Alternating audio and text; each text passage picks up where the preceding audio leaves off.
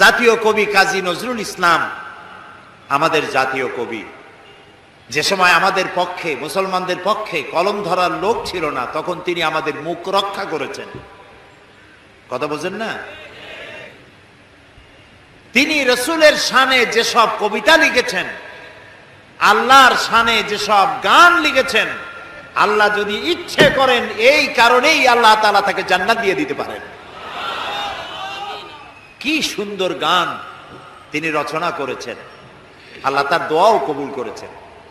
তিনি প্রার্থনার একটি গান বানিয়েছিলেন নিজের জন্য, মসজিদেরই পাশে আমার কবর দিও ভাই, যেন সকাল সন্ধে মুয়াজ্জিনের আজান শুনতে পাই। তার এই আকাঙ্ক্ষা, এই আকুতি, এটা কি কবুল হয়েছে? এরকম আসতে বলেন কেন? আপনারা ঢাকার মানুষ, চোখে তো দেখতেছেন, কবুল হয়েছে কি না? কবুল হয়েছে। এবং মসজিদের পাশেই কবর হয়েছে। মসজিদের আজান শোনার জন্য তিনি কবর চেয়েছেন মসজিদের পাশে। আবার এমন কবিরও জন্ম হয়েছে বাংলাদেশের, দুর্ভাগ্যক্রমে এদেশে, যে লোক আজানের মধ্যে বেশ্যার আওয়াজ শোনে। এমন কপাল পোড়া কবির জন্মও এখানে হয়েছে, ঠিক না? এখন কাজী নজরুল ইসলাম বিশাল প্রতিভা, বিশাল প্রতিভা। আর প্রতিভা যার হয় ছোটবেলা থেকেই বোঝা যায়। তিনি একবার স্কুলে যাচ্ছিলেন, বাসে ঝুলিয়া, নাম ছিল দুখু মিয়া। স্কুলে যাচ্ছেন, বাসে চড়ে যাচ্ছেন, এক বুড়া মানুষ তার পাশে দাঁড়ানো, দাড়ি পাকা। প্রতিভা যার হয় ছোটবেলা থেকেই বোঝা যায়। তিনি একবার স্কুলে যাচ্ছিলেন, বাসে ঝুলিয়া, নাম ছিল দুখু মিয়া। স্কুলে যাচ্ছেন, বাসে চড়ে যাচ্ছেন, এক বুড়া মানুষ তার পাশে দাঁড়ানো, দাড়ি পাকা। কাজী নজরুল ইসলাম তখন বোধহয় 4-5 ছাত্র হবেন। তিনি ওই বুড়া মিয়াকে জিজ্ঞেস করছেন, চাচা আপনার বয়স কত? এখন চাচার মেজাজ খারাপ হয়ে গেছে, স্বাভাবিক। ছোট্ট ছেলে যদি আপনার বয়স জিজ্ঞেস করে, মেজাজ খারাপ হবে না? রাগ করে বলছে যে আমার বয়স কত, তা তোমার দরকার কি? কয় না চাচা, একটু জানতে চাচ্ছি আপনার বয়স কত।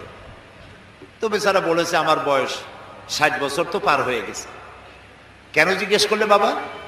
কাজী নজরুল ইসলাম বললেন যে জিজ্ঞেস করলাম এই কারণে, 60 বছর বয়স হয়েছে, এখন আপনি নিজ পায়ে দাঁড়াতে শেখেন নাই। লোকটি তাকায় দেখলো তার নিজের পা একখানা নজরুলের পায়ের উপরে। তখন ওই বাচ্চা বুড়া বলতেছে, মর্নিং শোজ দ্য ডে, প্রভাতই বলে দেয় দিনটা কেমন যাবে। সুতরাং এই বাচ্চা তো বড় হলে কিছু একটা হবে। তিনি বিশাল মাপের কবি, কিন্তু দেখুন আবেগে তাকে কোথায় নিয়ে গেছে, বাস্তবতার যেখানে মিল নেয়। তিনি গান রচনা করেছেন তার প্রিয়তমার নামে, মোর প্রিয়া হবে এসো রানী, দেব খোপায় তারার ফুল। যাকে উদ্দেশ্য করে তিনি এই গানটা লিখেছেন, সেই প্রিয়তমাকে যদি সত্যি তিনি পেতেন, তাহলে আকাশের তারা খসায় এনে খোপায় পরাতে পারতেন কি? পারতেন। তিনি বলেছেন, ওই গানের মধ্যেই বলেছেন যে তোমাকে যদি পাই তাহলে রংধনুর রং আর জ্যোৎস্নার রং দুটোতে মিলিয়ে আলতা বানিয়ে তোমার পায়ে পরিয়ে দিতাম।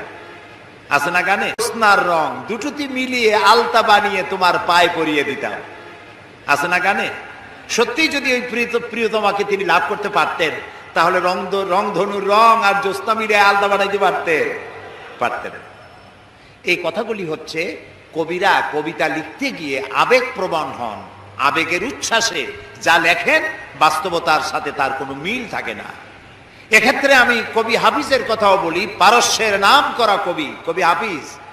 তিনি তার প্রিয়তমার জন্য তিনি গান উৎসর্গ করলেন। সেখানে তিনি লিখলেন ফার্সি কবিতা। তার অর্থ ছিল এরকম যে আমার প্রিয়তমার লাল গালের উপরে একটি কালো তিল আছে।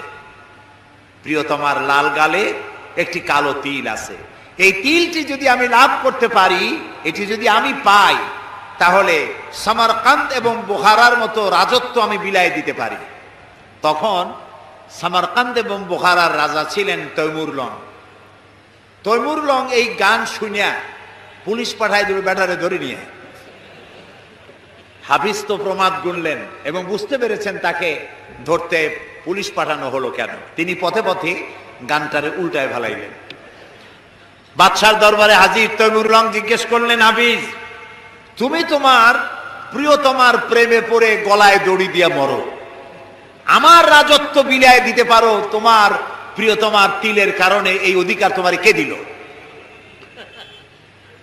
হাফিজ বলছে, জাহাপানা আপনি কি শুনেছেন? শুনেছি তোমার কবিতার শেষ লাইন আছে সামারকান্দ বা বুখারা। কয় না জাহাপানা, আপনি ভুল শুনেছেন। আমার দ্বিতীয় লাইনটা ছিল সেমানকান্দ ওয়া খুরমারা। এর অর্থ হচ্ছে আমার প্রিয়তমার লাল গালের কালো তিলটি যদি আমি লাভ করতে পারি, তাহলে 1 মণ চিনি আর 3 মণ খোরমা বিলাই দিতে পারি। এখন আমি এই কথাগুলি শোনালাম এই কারণে যে কবিত্ব একটি প্রতিভা নিঃসন্দেহে, কিন্তু কবিরা আবেগপ্রবণ হন, উচ্ছ্বসিত হন, আবেগে এমন সব কথা বলেন যা বাস্তবতার সাথে মিল নাই। এই জন্য কবি আর নবী এই দুটির মধ্যে পার্থক্য হচ্ছে আকাশ আর জমিন। নবীরা আবেগপ্রবণ হতে পারেন না, আবেগের উচ্ছ্বাসে এমন কথা তারা বলতে পারেন না যার সাথে বাস্তবতার কোনো মিল নাই, এমন কথা নবীরা বলতে পারে না। সেই জন্য আল্লাহ তাআলা পরিষ্কার করে বলেছেন, ওমা আল্লামনাহু শায়রা ওমা ইয়ামবাগি লাহু, আমার নবীকে আমি কবিতা শেখাই নাই, আর কবিত্ব আমার নবীর জন্য শোভনীয় নয়। সুবহানাল্লাহ, সুবহানাল্লাহ।